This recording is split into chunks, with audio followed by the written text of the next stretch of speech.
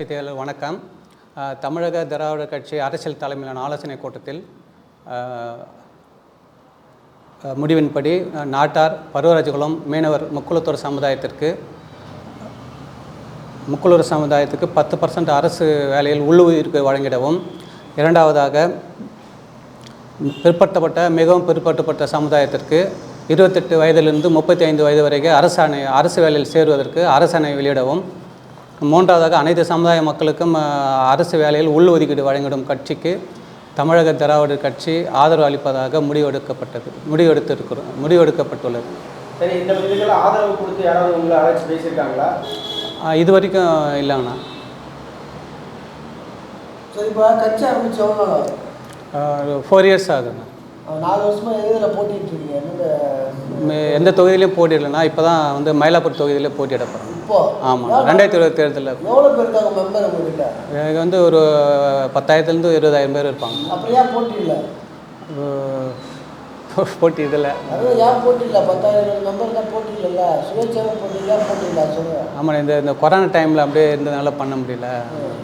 இடைத்தேர்தலில் ஈரோடு கிழக்கு தேர்தலில் அங்கே அவ்வளோ தூரம் போக முடியல. ஈரோடு கிழக்கு தேர்தல் வந்து இடைத்தேர்தல் வந்ததுனால நம்ம அவ்வளோ தூரம் போய் பண்ண முடியல, கேன்வாஸ் பண்ண முடியாமல் பட்டுட்டோம். மயிலாப்பூர் தொகுதியில் போட்டியிட போகிறோம் 2026 சட்டமன்ற தேர்தல். எங்களுக்கு தனி சின்னம் ஒதுக்கியிருக்காங்கண்ணா. நம்ம அந்த ஹெல்மெட் சின்னம் எங்கள் கட்சிக்கு ஒதுக்கியிருக்காங்க இந்திய தேர்தல் ஆணையம். ஃபஸ்ட்டு இந்த தேர்தலில் போட்டியிடுறோம். கட்சி கொடி வந்து இந்த கலர் தான். இது வந்து பச்சை, ஒயிட்டு, ப்ளூனா. இது வந்து பசுமை வேளாண்மை பசுமைக்காகவும், வெள்ளை வந்து சமாதானம், புழு வந்து கடல் சார்ந்த பகுதியும் நெய்தல் பகுதியை கவர் பண்ணுற மாதிரி பண்ணியிருக்கோம். இப்போ 3 அம்சங்கள் கட்சிக்கு ஆதரவு சொல்றீங்களா? ஆமாண்ணா. எந்த கட்சி கூட்டணும் போயிருவீங்களா? ஆமாண்ணா, கண்டிப்பாக எங்கள் கொள்கை, எங்களுடைய கோரிக்கை 3 அம்ச கோரிக்கை நிறைவேற்றும் கட்சிக்கு நாங்கள் ஆதரவு கொடுப்போம் கண்டிப்பாக. இப்போ தான் முன்னாடியே சொல்லிட்டு இருக்கீங்களா? இப்போ தான் நான் முத சொல்கிறோண்ணா. முன்னாடி வந்து ஆர்ப்பாட்டம் பண்ணியிருக்கோம். கோரிக்கை வலியுறுத்தி திமுக அரசை கண்டித்து கண்டன ஆர்ப்பாட்டம் பண்ணியிருக்கோம் 2022 டிசம்பரில். அதுவும் இல்லாமல் தொடர்ந்து முதலமைச்சருக்கு மனு கொடுத்துருக்கோம். எந்த நடவடிக்கையும் எடுக்கல. மீட்டிங் அந்த கட்சி ஆரம்பிக்கும் போது ஒரு முறை மீட்டிங் போட்டோம். மற்றபடி நாங்கள் எங்கள் கட்சி அரசியல் கட்சிக்குள்ளே பேசி முடிவெடுப்போம், அவ்வளோதான். பொதுமக்களுக்கு எதனால் சப்போர்ட் பண்ணி போராட்டம்லாம் பண்ணியிருக்கீங்களா? ஒரு போராட்டம் பண்ணியிருக்கேன் 2022 ராஜத்தன ஸ்டேடியத்தில் வந்து திமுக அரசை கண்டித்து கண்டன ஆர்ப்பாட்டம் பண்ணியிருக்கோம் இந்த கோரிக்கை வலியுறுத்தி.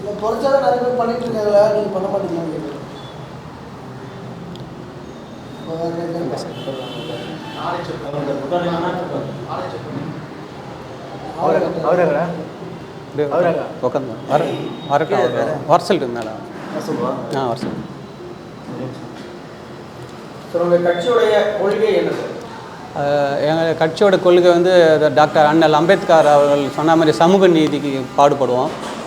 முதல் கோரிக்கை வந்து எங்களுடைய முதல் கொள்கை வந்து தரமான கல்வி, தரமான உணவு, விவசாயம் முதலிடத்தில் வரும். விவசாயத்தை வந்து உலகத்திலே சிறந்த விவசாயமாக மாற்றணும்.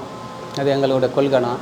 முதல்ல வந்து அனைத்து சமுதாயத்திற்கும் சமூக நீதி கிடைக்கணும்னா டாக்டர் அண்ணல் அம்பேத்கர் சொன்னது போல் அனைத்து சமுதாயத்துக்கும் சமூக நீதி என்ற பெயரில் எல்லா சமுதாயத்துக்கும் எல்லாருக்குமே வந்து அந்த அடிப்படை வசதிகள் எல்லாருக்குமே கிடைக்கணும்.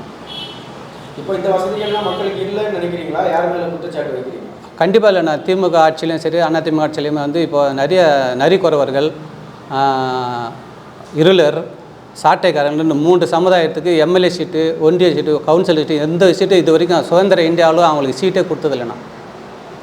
நரிக்குறவர் மற்றும் இருளர், சாட்டைக்காரர் 3 சமுதாயம் தமிழ்நாடு ஃபுல்லாக இருக்காங்கன்னா அவங்களுக்கு வந்து சட்டமன்றத்தில் ஒரு உறுப்பினர் அந்த கவுன்சில் பதவி கூட கொடுத்ததில்லைண்ணா. இந்திய தேர்தல் ஆணையம் அவங்களுக்கு தேர்தல் ஆணையமே இதை விட்டு கவனிக்கணும்னா. அந்த சமுதாயம்லாம் ரொம்ப பின்தங்கி இருக்குது. அதே போல் எங்கள் சமுதாயம் நாட்டார் பருவாஜகுளம் மீனவர்களுக்கு வந்து எம்எல்ஏ சீட்டெலாம் கொடுக்கறதே இல்லைண்ணா. திமுகவும் சரி, அதிமுக சரி, மக்கள் தொகை அடிப்படையில் எம்எல்ஏ சீட்டெல்லாம் கொடுக்கணும்னு கேட்டிருக்கோம். ரிசர்வ் தொகை வழங்கணும்னு கேட்டிருக்கோம் எங்கள் சமுதாயத்துக்கு. அது வந்து எந்த ஒரு கோரிக்கையுமே அரசாங்கம் செவி சாய்க்கலைண்ணா. இப்போ ஒரு 2 தொகுதி போட்டியிடறோம் நாங்கள். ஒன்று வந்து மயிலாப்பூர் சட்டமன்ற தொகுதி, இரண்டாவதாக ராணிப்பேட்டை மாவட்டம் சோளிங்கர் சட்டமன்ற தொகுதியில் போட்டிவிடுவோம். 2 தொகுதி போட்டிவிடுவோம்.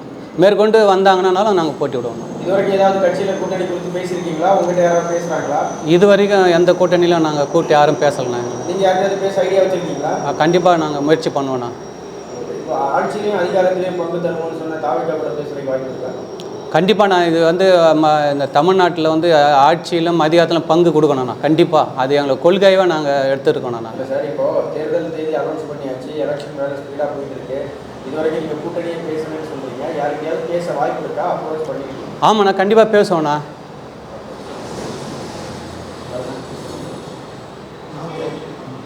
உங்கள் பேர் சார்? மூர்த்திண்ணா, எஸ் மூர்த்தி, அகில இந்திய தலைவர்.